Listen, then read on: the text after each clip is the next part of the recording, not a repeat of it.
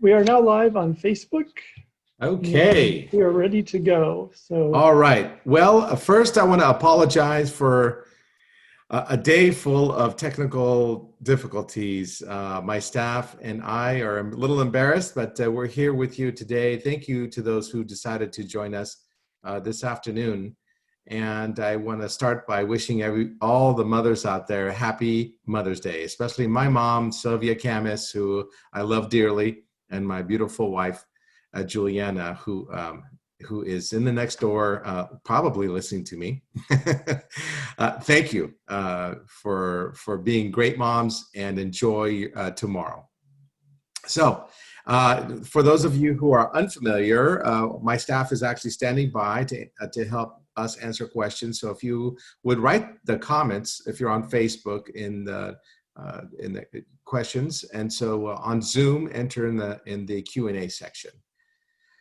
So first, let me update you on some things that are happening local. Actually, before I do that, I'm hoping that you all received our newsletter. That we had a lot of good feedback in our newsletter. We had some crime statistics on it, and a lot of people are asking me about crime. So I'm hoping that you read that. And if you want to give us feedback on what you'd like to see in future shows, let us know. But let's start giving you updates on first on the shelter in place, which has been extended till May 31st, but there has been movement to allow for some businesses to go back into place. It allows for a lot of construction activity to resume, outdoor businesses such as plant nurseries, landscaping, pool cleaners.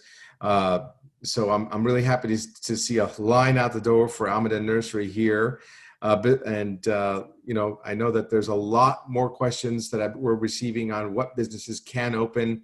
I know our mayor announced a lot of interesting ideas about restaurants being able to, those of you who are listening to the news, restaurants being able to use sidewalks or what have you, and we'll be discussing that in a future meeting on Wednesday. So to update you on the parks and recreation services, so far, I want to let you know that the Los Lagos, golf course is open. Rancho del Pueblo golf course is open, and San Jose Municipal Golf Course is also open for those of you who enjoy golf, but it'll be single player only. Other activities that are being opened in our parks, there's a lot of activities that are not available. But some of the ones that are now available are pickleball, bocce ball, tennis courts, disc golf, and the skate parks are now open, and horseshoes are now available. So bring your own hand sanitizer, and please wear face masks wherever you can. I've been advising people to go ahead and put on their face mask because it will protect you, and it'll help you protect others. This week at City Hall, we have a couple of updates. The California High-Speed Rail Authority it has an online open house webinars that will be held between on May 11th and the 14th, and the 18th, in fact, from 4 to 7 p.m. There'll be great opportunities to learn about the project from the California High-Speed Rail Authority, and a lot of people are asking what's happening with that huge multi-billion-dollar project. It'll be a great time to discuss that. There's a draft EIR, which stands for Environmental Impact Report, and there's a public hearing for that project on the 27th between 3 and 8 p.m. So if you want to get involved on that, please do before June 8th.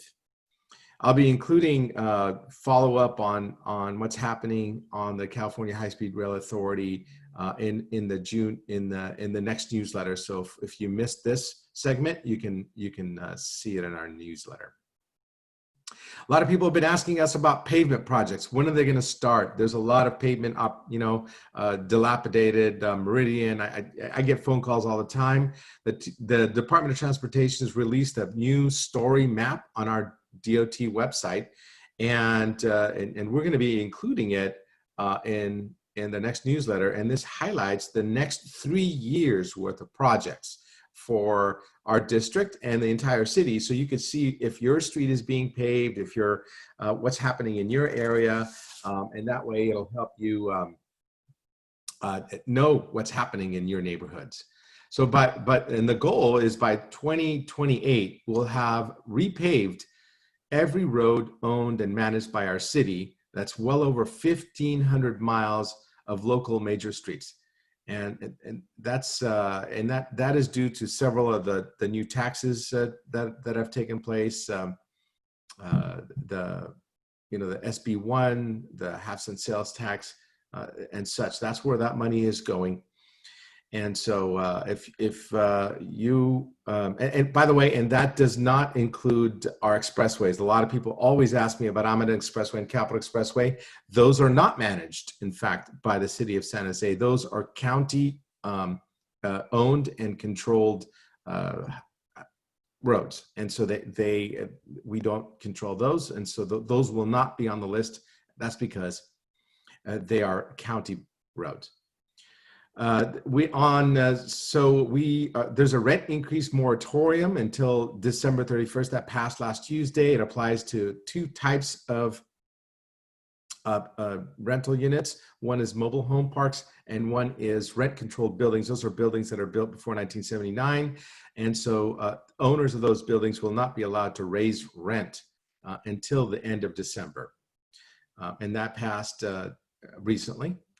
The federal loan programs reopened for small businesses and nonprofits. So applications are currently being accepted. So if you wanted to submit your application, this would be a great time to do it. And because the funds are limited, so please do it early and fast.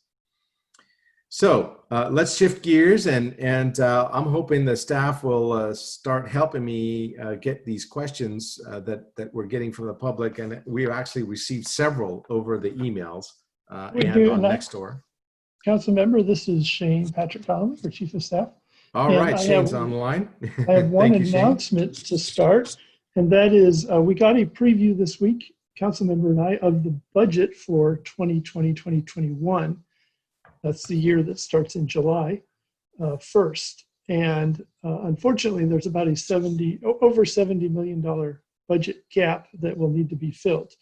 So there will be cuts proposed and elimination of, mostly through a lot of empty positions that were needing to be filled that won't be filled. But there will also be some service impacts on the city.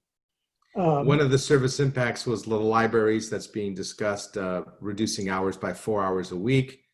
Right. They were looking at not hiring community service officers and not doing the hire ahead for police officers. So those are some significant situations.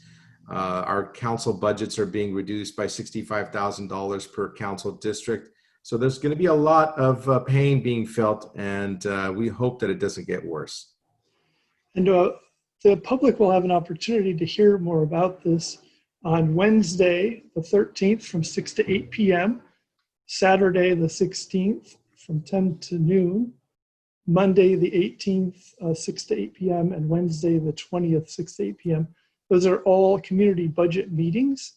And we placed information about those on your Nextdoor feed, as well as on the council members' Facebook and Twitter feeds.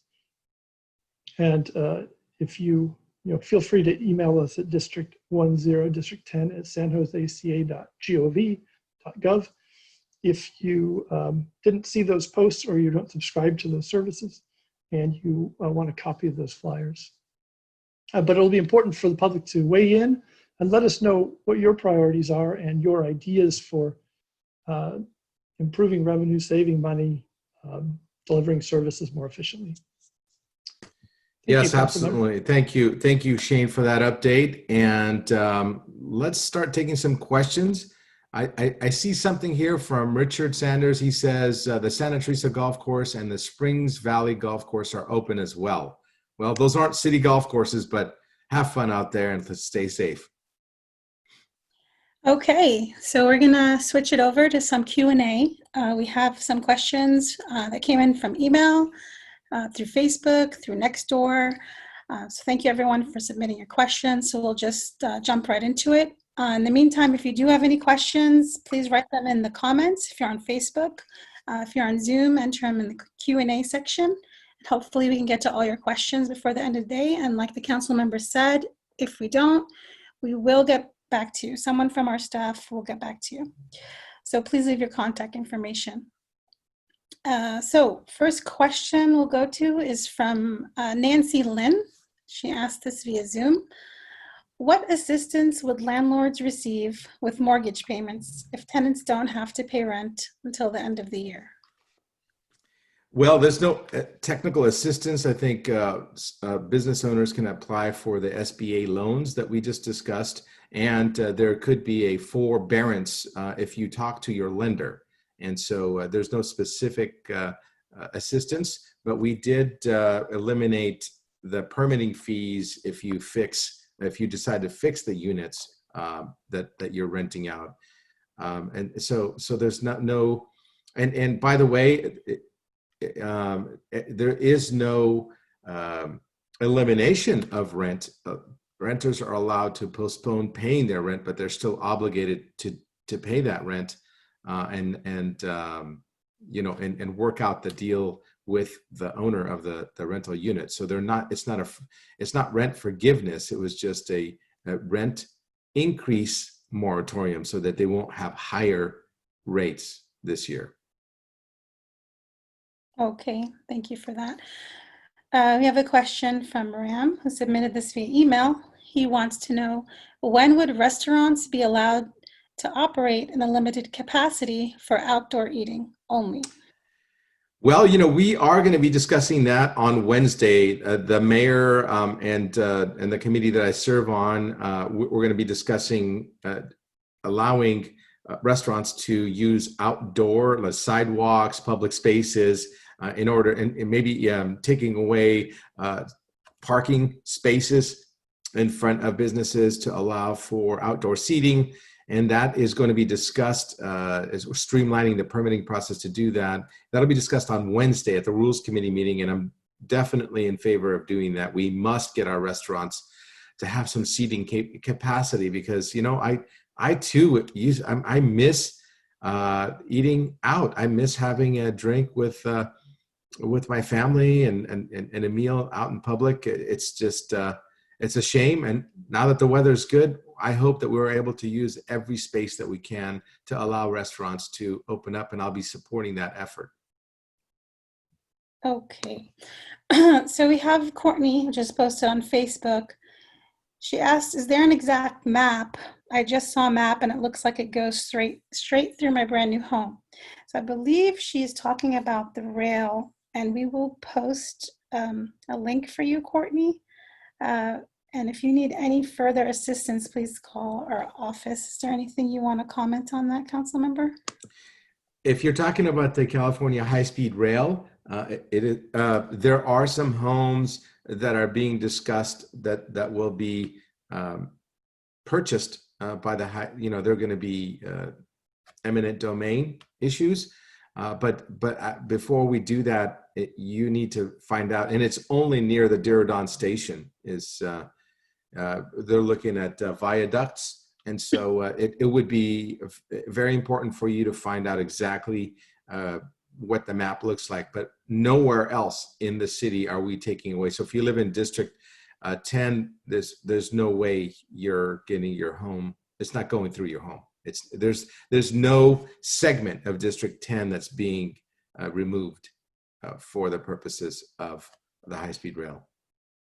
So we had a slide up that had the website, and I will repeat it, and we'll also post it. The website to check the map is meethsrnorcal.org, meethsrnorcal.org. So we have another question. We get these a lot. A lot of them are really directed at the county, but we try and answer them as best as we can. This is Michael via Zoom. He said, who actually makes the decisions on the shelter-in-place duration for Santa Clara County? The county does. The county health officer, Dr. Cody, you've seen her on television many, many times.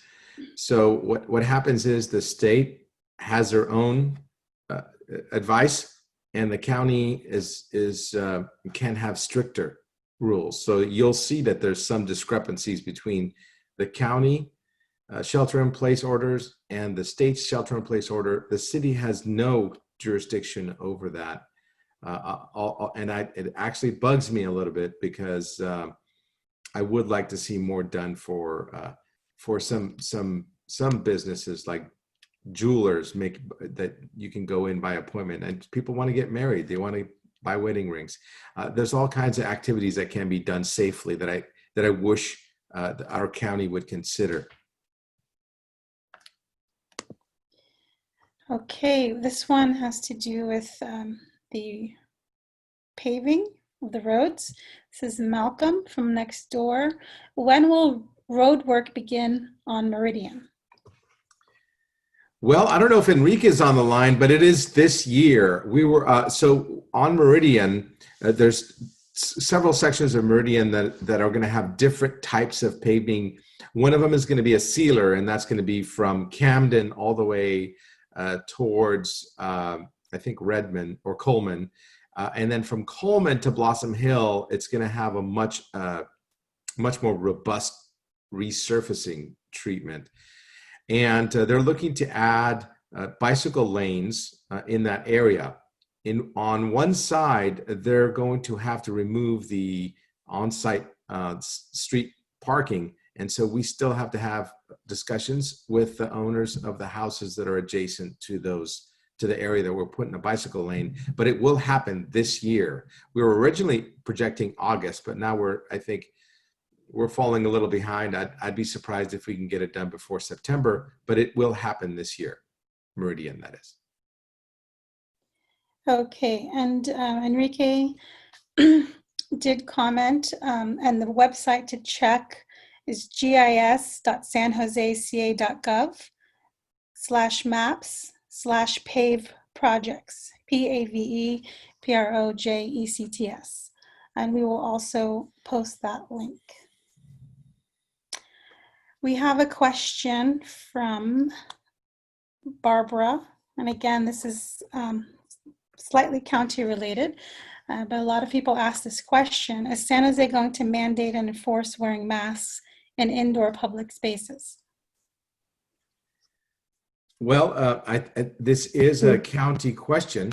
And I could field that, Councilmember. Go ahead, Shane. Hi, yeah, so I'm on the calls with the county regularly on our behalf, and the masks are mandated in the essential businesses and the non-essential businesses that have been allowed to reopen. Walking around on the street and, in your yard and et cetera, they are not mandated, but they are mandated within those businesses that have been allowed to operate. There are exceptions if you have a medical condition where you cannot, and children under 6 are not recommended to wear them because they have difficulty breathing or claustrophobic reaction kind of thing. So that's the rundown. Yeah, but in the end, this is a county decision to impose it. But I've been encouraging people to wear a mask, and I certainly, as you can see, I'm really proud of our lake. And every time I go walking at the lake, I do wear my mask. I look like I'm in disguise, so nobody knows it's me. So please do wear your mask. It's a courtesy to other people, if nothing else. Okay.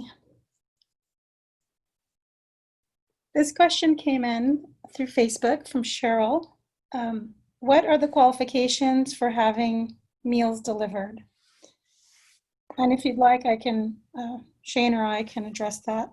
Why don't you go ahead and do that? Well, really the advice that we have is to reach out to Silicon Valley Strong or the COVID assistance navigation hotline, and they'll connect you with the right resources that you need, because everyone has different qualifications, different, there's age limits, there's different areas. So we recommend you always contact the COVID Assistance Navigation Hotline, and you can always call 311 for information, or go to the City of San Jose website and check for Silicon Valley Strong. And Mel, I think you meant 211. oh, I'm sorry. I apologize. Yes. Yeah, 211 is the navigation center. We actually have a 408 phone number that we've included in the council members newsletter and on our website that you can get directly to that helpline. But if you don't know that number, or you couldn't find it, or you don't remember it, you can call 211 and they will connect you. Yeah, and the reason why we're not giving you a specific answer is because there's various programs. You know, there's programs run by the county, there's programs run by the state, there's programs being funded by the federal government. So there's a lot of little pockets, and we don't know which ones you qualify for, and we're not equipped to answer that question technically. So please do make that phone call if you feel that you have, if you're a senior, or if you know, there are many reasons to qualify. So we have a few questions that have been coming in regarding a house on Elwood. They don't provide the exact address, but this one is from Kevin on Zoom. And his question is, what is planned to address the house on Elwood? And on the same topic, Susan asks for information on police activity and the plan for the home moving forward. Well, this home has been a big problem in our community for many years. A while back, we had investigators come out and arrest a person of interest on possession of drugs and what have you. Some other incidents of illegal activities. But he was released from jail fairly quickly. I had him rearrested. I had to talk to the district attorney and Johnny Gogo. We had a meeting. I don't know if some of the neighbors remember this, but we had a big community meeting on this that I brought in the district attorney. The district attorney had him rearrested for violating bail. He was released about a year later, and upon another arrest, the gentleman actually got killed or died hiding from the police.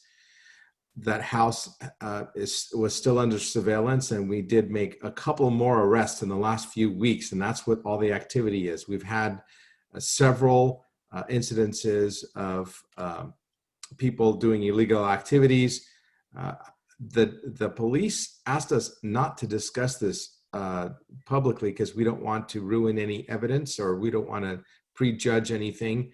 But I can assure you, it is on the top of my list of problems that we have in the district. We've never dropped the ball on this, and the police are there to keep our neighborhood safe. And it's good that we continue to cooperate with our police. Any information that you can give to them directly would be helpful. And we can provide the phone number or contact information for our police captain who is helping us with the situation. But our office has been working very hard on this issue for years. We've never dropped the ball. Anyway, we were asked not to discuss specifics on the latest arrests, because it will come to a court date. Now, unfortunately, I can tell you our court system, I'm fairly angry with it because they've been releasing a lot of people who shouldn't be on our streets. And I'm hoping that they don't release these folks back onto our streets quickly. And so more to come. When I can discuss these issues with you, I will. What I can tell you is, if you have evidence of anything, please let us know. We'll pass it along to the police captain. Otherwise, rest assured, we are looking out for you in this area. Okay, on the topic of the San Jose Police Department, We did answer a similar question on our Wednesday office hours, but this is another concern that many residents have, so we'll address it again here. This comes from Jeff via email.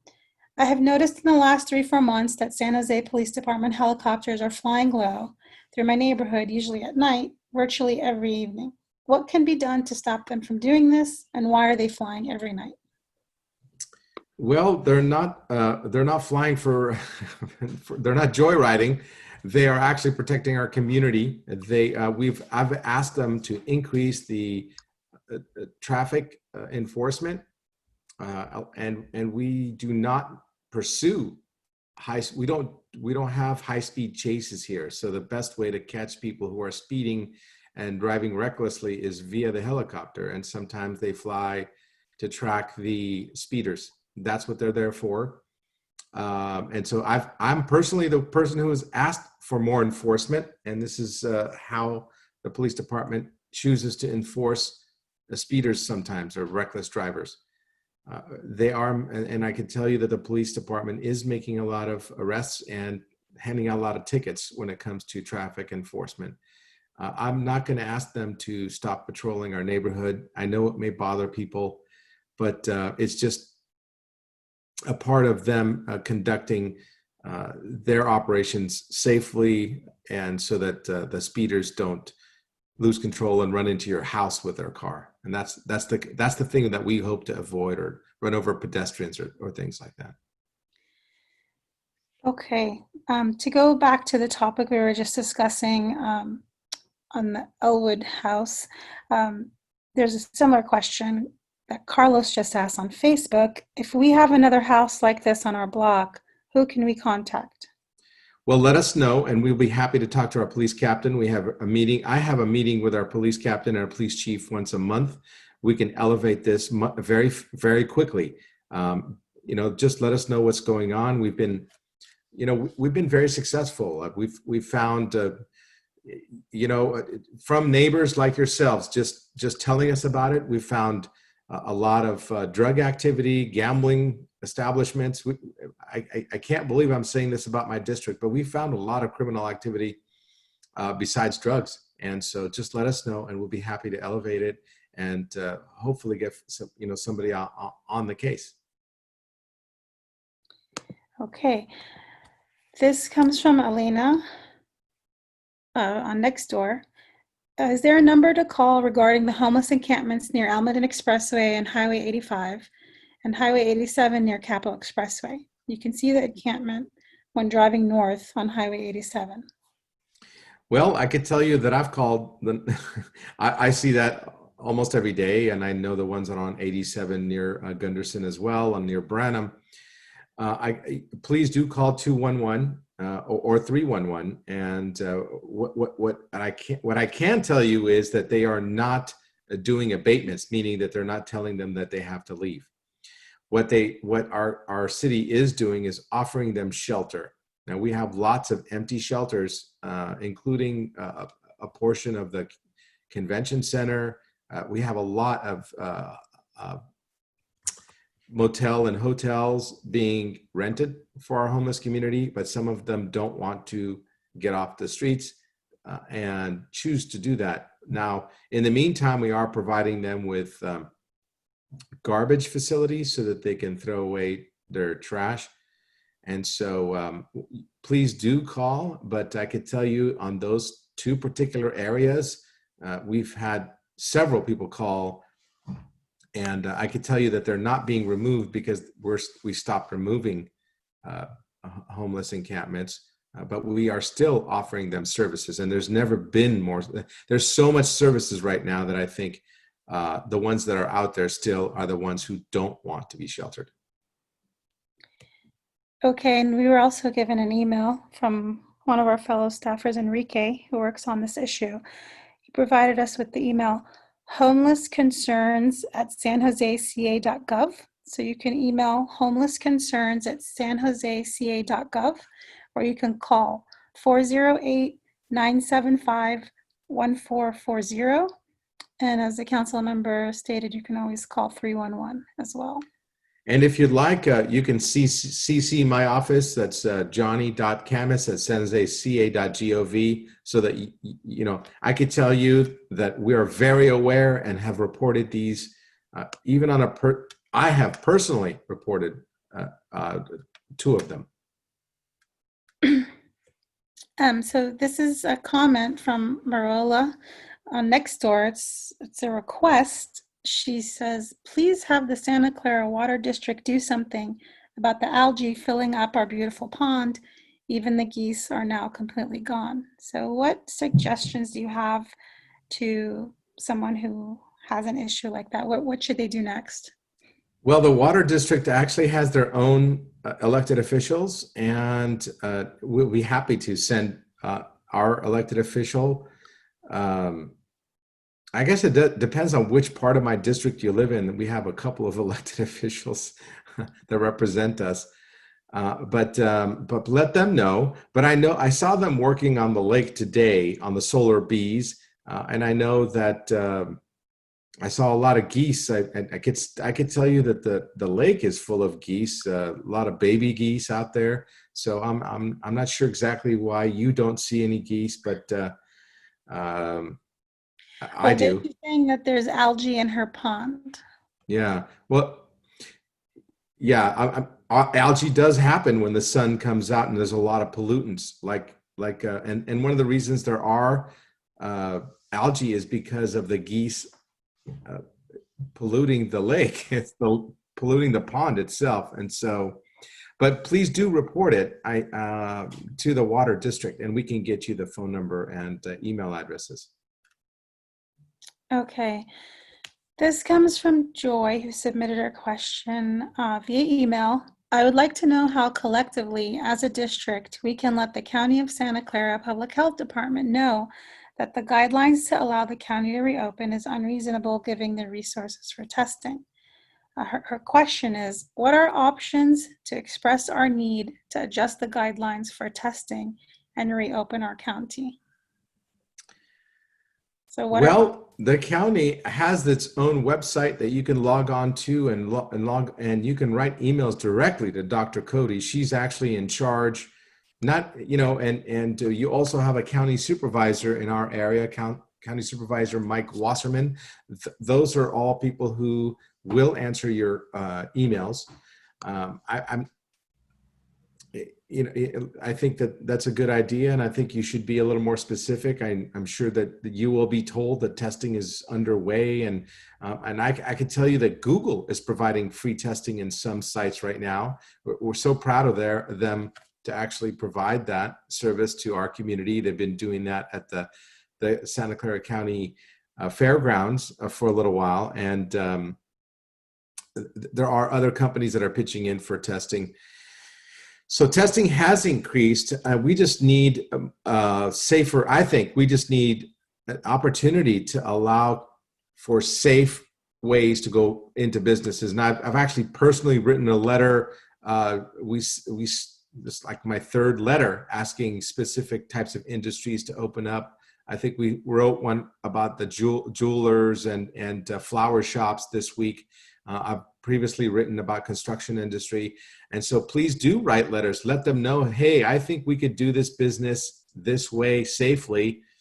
I think it might, the more emails they get, the better. So please do contact Santa Clara County Health Department and the Santa Clara County supervisors.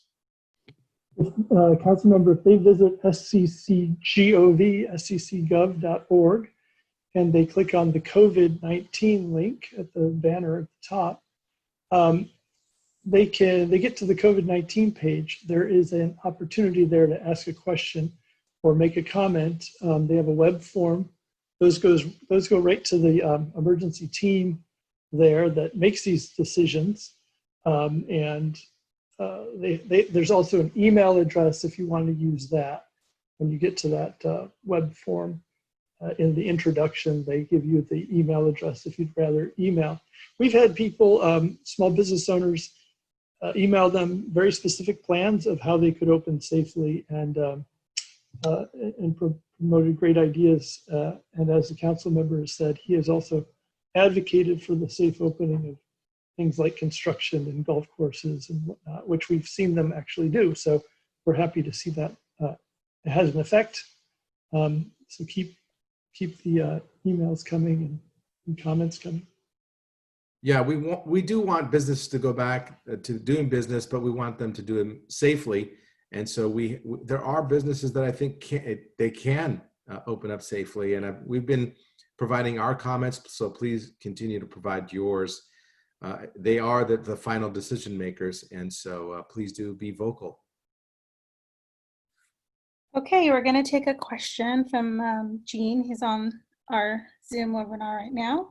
And just a reminder before I do ask the question, we are going to wrap up soon. So if you do have any questions, please put them in the Facebook comments or in the chat.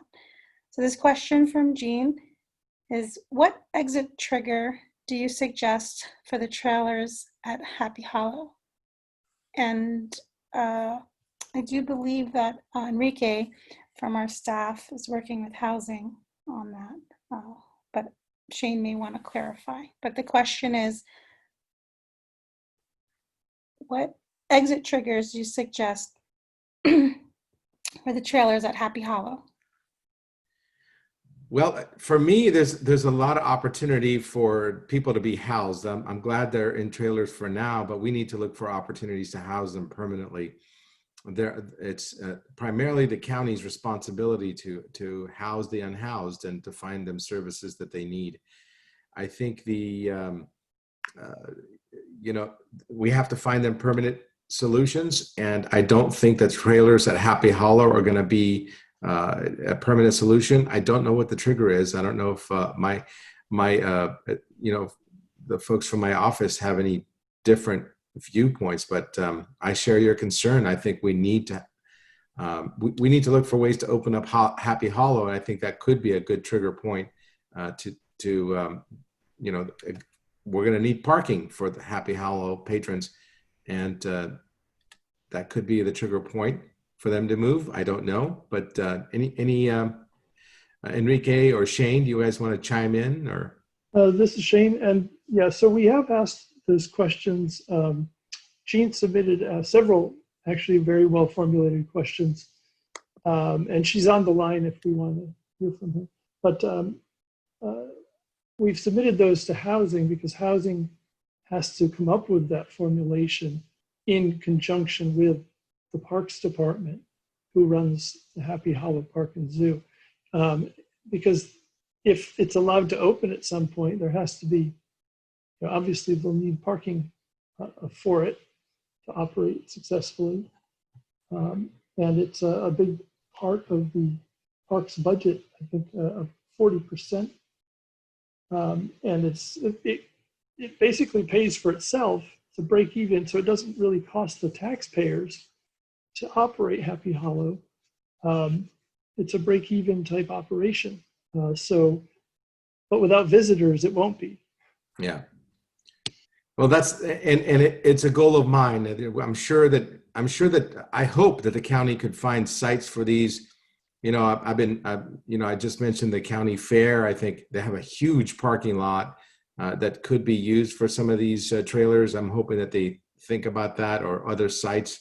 I know that the city of San Jose is planning on building 3 tiny home villages in the next few months, each one with over 40 units. So it's possible to move those people into those units.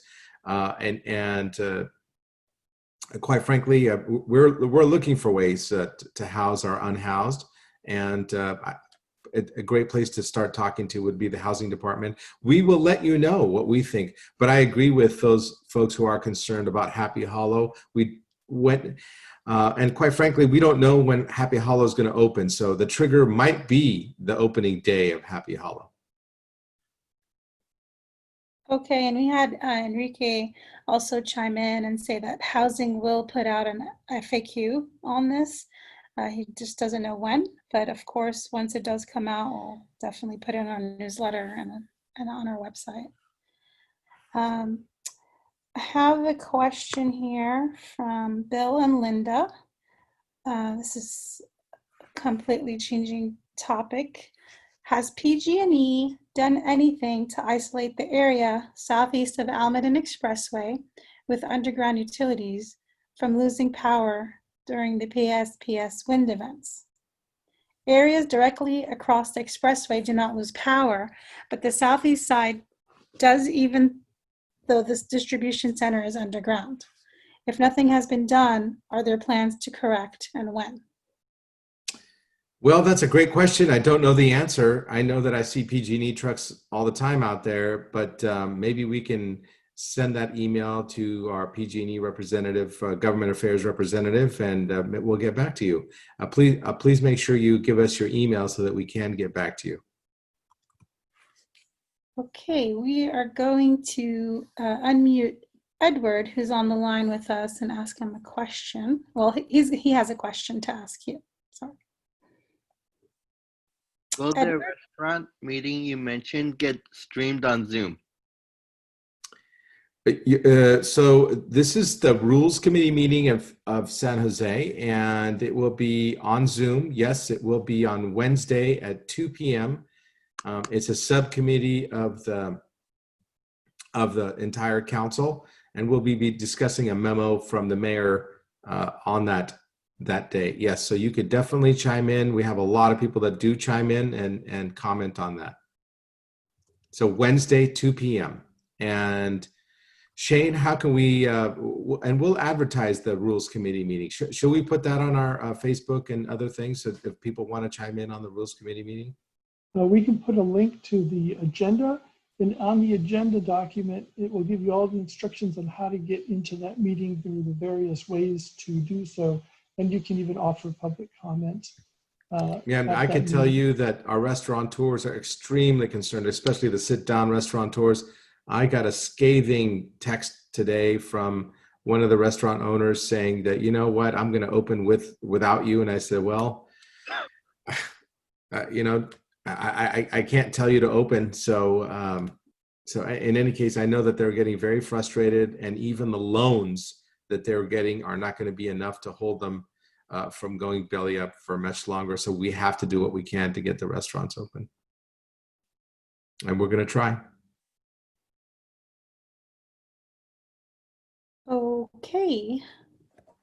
We have a question from Barbara that says, why are the parks not being maintained? The grass is getting out of hand. Well, for a long time, the shelter in place wasn't allowing our gardening people to garden.